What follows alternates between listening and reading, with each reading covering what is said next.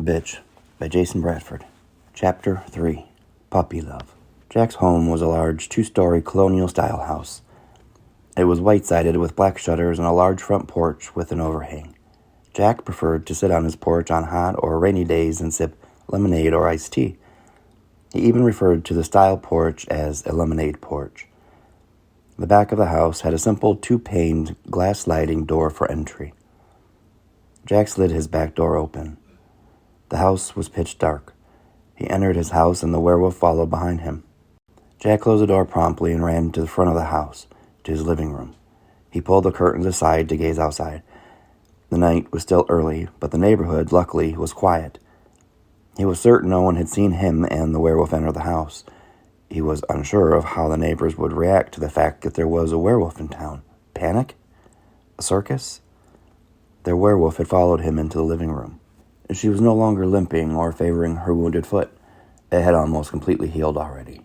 Jack was in awe. The grandfather clock in the living room chimed.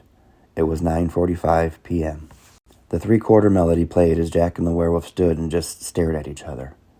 Jack was alarmed at the realization that all the fear he had felt before was gone. His complete ease in the company of his unimaginable visitor was a relief and shock. The stare continued. Something nudged Jack's ankle. He looked down. His cat, Michael J. Fox, was brushing against him. Panic set in as he noticed Karen lock her focus on the cat. Michael J. Fox left Jack and smelled the werewolf, weaving all around her feet, swaying in and out from between them, smelling. He rubbed his forehead on her large clawed foot. Did my cat just mark this monster as his territory? Jack wondered. Jack was surprised that his cat was even cordial to this strange animal that could swallow him whole. The werewolf continued looking down at Michael J. Fox. Be easy. That's my cat. Please do not eat my cat. Jack's voice quivered with nervous delivery.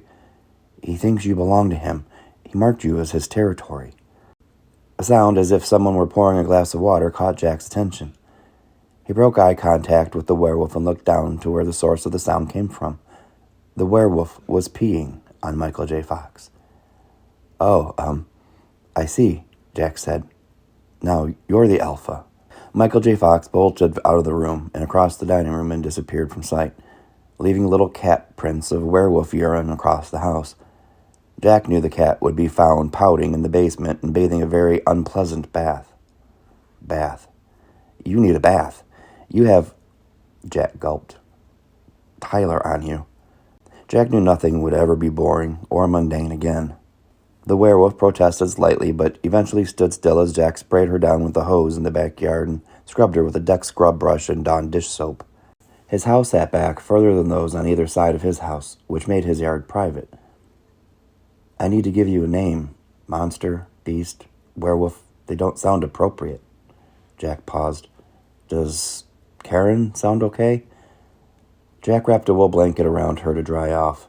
The water trapped on her thick fur soaked through the blanket and dampened it quickly. The werewolf nudged his arm as if in approval and offered a howl of confirmation. Jack was quick to grab her muzzle with both of his hands to clench her jaws together, silencing her. We have to be quiet for now. You ate my best friend. Not sure the neighbors would like that very much. A pang of guilt for making light of the situation in his remark. Thanks for understanding, Karen. A bat appeared overhead and circled them both a few times before disappearing just as quickly as it appeared. Jack thought about the bat in the forest earlier that night. He had a strange feeling that the bat was spying on them. But just as instantly as the thought appeared, it left. Bats don't spy. That was ridiculous and impossible to even consider. Jack looked up at his new werewolf. That night, as he lay in bed, Jack's head swam. It wasn't a typical things on my mind kind of swimming. It was a kaleidoscope of Olympic-style swimming in an unending ocean. Black roses, Tyler and pieces in the woods, werewolves, bear traps, coffee in the rain, werewolves again, crazy redheads, and more thoughts of monsters and blood. Jack stared into the digital clock on his nightstand. It was closer than usual, the numbers blaring red upon his face. He lay on the edge of the bed in a fetal position, his knees peering over the edge. Karen lay upon his bed, taking most of the surface to support her enormous frame. Jack could feel the edge of the mattress under his side. It was a great balancing game. His face continued to glow red in the ambiance of the clock that mocked him. Time stood still, 11:59. Jack watched, and the time finally ticked on to midnight. The grandfather clock downstairs could be heard tolling the midnight hour, the melody drifting through the house. Tyler, he left him there. Guilt was another swimmer in the kaleidoscope ocean. He contemplated going back for him. The wooden floor came up at him fast, and a loud thump and thud. Jack's face met the floor without delicacy or ease. He stood up and looked down at the oversized werewolf that lay in his bed. Karen lay on her side, curled up in classic canine fashion. All of her paws were twitching. Her legs were running. Jack wondered what werewolves dream about, if they did in fact dream. He looked back at the clock. 12:01. Jack knew he was in for a very long night. He removed a small throw from the back of the nearby chair and a pillow from his bed. He tossed the pillow on the ground where he had just fallen, lay upon the hard, cold wood floor, and let the small blanket fall upon him. His feet and most of his legs were sticking out from under the throw. His eyes would not close. Sleep would not come. Jack knew he would have to take a personal day off from work, maybe longer. The weight of Karen finally pushed the bed frame to its limit, and with a crunch of splintering wood and breaking metal joints, Jack's mattress and box frame fell to the floor. Karen did not wake up. The smell of wet dog filled the room. Shit! Jack jumped up and ran out of the bedroom. I have to put Tyler's car in the garage so no one sees it. Jack pulled his car, a gray Ford Escort, out of the garage and parked in the street. He pulled Tyler's car into the garage and closed the door, hiding the blue Ford Escape. Karen continued to sleep and dream. The feeling in the room shifted upon Jack's exit. Karen felt the shift, and she woke up, recalling her dream. In it, she was running. The dream changed, and she was holding a golden box. Pandora was the word that filled her mind, as if someone were answering her question without asking it. The question, what is it? Pandora. Pandora's box. That was it. She knew that was part of the reason she was in this town. It pulled her to it, like a solution or a promise. She felt confused by it, but she knew that there was power to it, and she couldn't refuse it. The town itself felt magic and powerful. Pandora and the town had to be connected, and in its answers that were yet to be given after the asking, she felt one other mystery lingering. Tonight, when she was chasing Jack, there was a bit of Pandora's pull on him as well. That was part of the connection, and she knew it was undeniable. She suspected Jack would be unable to leave this town as long as the pull of Pandora held him as well. The need to change him would have to wait. She needed to study the human Jack to see if she could find answers. Answers about him, her, the small town, and this thing called Pandora's box that seemed to bring them all together. His transformation would have to wait until the next full moon. Human Jack was more valuable for now than the powerful werewolf Jack she knew he would undeniably become. She would watch him and learn more than she already knew. The next morning, Jack found himself digging in the far back of his kitchen cupboards. He shifted through cans and boxes of foods, and there it was, finally. He spied the can of Alpo dog food and grabbed it. The Alpo plopped out of the can with a sickening wet slurp and landed on the large plastic bowl that sat before him on his kitchen counter. A little Alpo juice splattered his shirt. Shit! He wiped it off with a paper towel. He lifted the bowl to his nose and smelled the gelatinous concoction that filled the bowl. He closed his eyes to let the odor in. Smells good. He lied, as he said it loud enough for Karen, who was sitting at the kitchen table waiting to hear. He held the bowl of dog food in one hand and grabbed his plate of eggs over medium, toast, and bacon from the kitchen island with his other hand. He placed his food on the kitchen table across from Karen. He reached over and placed the plastic bowl of processed byproduct in front of her. My ex used to bring her dog over. I still had some cans of food. Michael J. Fox sat in the corner and stopped mid-bath to watch them as if he knew what was happening. Karen growled and proceeded to reach across the large wooden table and grab Jack's plate. Her taloned hands were huge, and his plate appeared small in perspective. He didn't try to stop her. The plastic bowl full of Alpo mystery meat landed hard in front of him. A messy splatter of the wet dog food covered Jack's chest and face. He hesitated briefly before he got up from the chair and left the dining room. Karen looked down at Jack's silverware. She looked over at Michael J. Fox, who was back engaging his bath. He was licking his anus feverishly. Karen did a nosedive to the plate with the eggs and bacon, where she lapped up the food in only a couple of seconds. Moments later, in the kitchen, the egg sizzled in the frying pan with bacon grease. On the counter near the stove, 3 pounds of bacon sat piled high on a plate. Jack realized he'd have to get used to cooking for a larger species. He looked over at the phone while he finished cooking his eggs. He was expecting news on Tyler, a missing persons report, anything. But he was surprised when there was nothing. No one had reported him or even appeared to miss him. Why would they? Everyone was under the impression that he was Barcelona for the next 2 weeks. At least that would buy him a little time to figure things out. He picked up his cell phone and dialed Principal Richie's number. Jack would be taking some time off. This time, Jack returned to the table with 2 large plates heaping with bacon and eggs and 1 smaller plate with just a couple of eggs and 2 strips of bacon. He placed the 2 large plates on the table before Karen and the small plate at his place at the table. Karen panted in approval and satisfaction before nose-diving again. Jack contemplated the consequences of his next words before he spoke them and decided to ask Karen anyhow. "Do you want to get out of the house for a while?" The neighbors were all out in full force, lined up the streets. Folks were mowing their yards, watering their flowers, jogging, riding bikes, and being social in small groups. It was definitely going to be uncomfortable introducing Karen to his world. "Before we go out this door, I want to go into the woods. I can't leave Tyler there." Jack inhaled deeply and held it. "What's left of him after the animals took their share needs to be buried.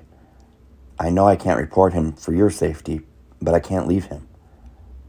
With a shovel in hand, Jack and Karen were back on Jack's hiking trail in the forest. This time, the sun lit the forest like Jack had never seen it. He was with a werewolf named Karen. They were on their way to bury his friend in a secret place. The forest seemed transformed. It was now a dark, mystical fairy tale where bad things happen, and good things are possible. Just like in his everyday, ordinary life, only now with a mystical creature, long thought gone, and bigger, more magical outcomes. They reached the spot where Tyler had been killed. Karen had led him there. Jack looked about but did not see Tyler's corpse, nor could he find it. He kicked at the twigs, leaves, and other forest floor debris. Tyler was gone. What he spotted gave him chills. His blood ran cold, and he was terrified at the revelation of his new reality. Around the area where Tyler had been left, there were several large paw prints leading to and fro in a dizzying array of directions, as if there had been a hunt. Jack had expected other forest animals to take a bite of Tyler, but he hadn't considered that there would be more werewolves. The night before, Karen had pounced silently from the stillness and immediately pursued Jack. She didn't linger around Tyler. Jack knew these prints belonged to other werewolves. His hair stood up, and he suddenly felt as if they were being watched. "We need to get out of here," he told Karen. He held out into the shovel tightly as they made their way back home. Jack wondered, what if there were packs? What if they were coming to look for Karen? He felt vulnerable again and feared what might be coming his way. The trees seemed to be alive, each one promising a threat of demise. Jack sensed that beneath the pine needles, oak leaves, maple leaves, and pine cones, the tree branches were actually long, evil skeletal arms ready to reach out and grab him and drag him into oblivion. Jack observed Karen's demeanor. Her sense of calm and easygoing language gave him a strange feeling of comfort. He felt that mysterious connection grow stronger, but it still didn't stop his heart from hammering through the paper nonetheless.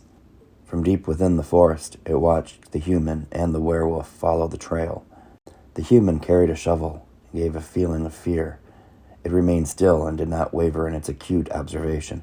Its large, furry hand, with brown, leathery fingers and dirt-caked fingernails, doubled the size of Karen's hand. It pulled down a thick oak branch from the tree in front of it. It breathed deep and heavy. The branch cracked and landed heavily on the forest floor. Karen stopped and smelled the air. She whimpered once. Jack's fear intensified. "Let's keep moving." But Karen did not move. Her ears took position tucked back, and her tail lay low. The hair on her back stood up tall and thick as she looked into the distance. Something had her on high alert. "Come on," Jack ordered. They continued toward home. The fur of Karen's blonde coat remained raised. As they walked, the smell of whatever placed Karen on high guard became different, more familiar. At first it had been of death and dirt, but once that faded away slightly, there was an undertone of familiarity to it, a familiarity that offered comfort within it. She sniffed feverishly to try and catch a moment of resolution. The mystery teased. That smell was something she knew but couldn't quite remember what it was. From the cover of the trees in the distance, the creature continued to watch them. It stood full and tall. It towered over 8 feet. Flies buzzed it. It had brown eyes and a formidable physique. With grace and agility and very little sound, it retreated deeper into the woods. It considered the human and the werewolf to be no threat, but the werewolf, it thought, smelled like... Perhaps it was... No, it couldn't be her after all this time. The Sasquatch disappeared. Back at Jack's house moments later, Jack paced. He felt the kaleidoscope of thoughts returning. The possibilities of everything falling around him were getting too heavy. Anxiety was seizing him and his chest was getting tight as he fought to catch his breath. Karen approached him. She reached her long, muscular arms out to him and locked him in a vice grip. She forced him to the living room, where she clumsily but forcefully placed him on the couch. She sat next to him. The couch was too small for her frame, and Jack couldn't help but think she looked a bit ridiculous. But Jack's heart leaped in an unexpected feeling of excitement. There it was again. That feeling of total connect. He felt, for whatever reason, he and Karen were bonded in many mysterious ways. He looked at her, sitting awkwardly. Jack snickered. Karen nudged him with her snout. Jack snickered again. She lapped the side of his face with a saliva-dripping tongue. "So you aren't nervous or worried about anything?" Jack asked her. "You seemed scared about something in the woods." How did she have this effect on him? He knew he should be terrified and perhaps even a little paranoid, but this towering beast beside him, and her actions and offerings of comfort, in some unexplainable way, seemed to work perfectly. He leaned into her, his head resting on her heaving chest, her coat soft and silky from the Dawn dish soap the night before. Karen wrapped her enormous arms around him. Michael J. Fox jumped up on the arm of the couch on the other side of Karen. She looked down at him as he curled up. Jack felt something slightly lumpy under him, between his butt and the leather cushion. It was Karen's tail. He hoped she didn't mind his clumsiness at landing so harshly upon it. Nestled into Karen's gigantic frame, surrounded by her wiry yet soft blonde coat, and feeling her heartbeat within her chest on the side of his face, Jack fell asleep, feeling safer and calmer than he had in years. Michael J. Fox purred.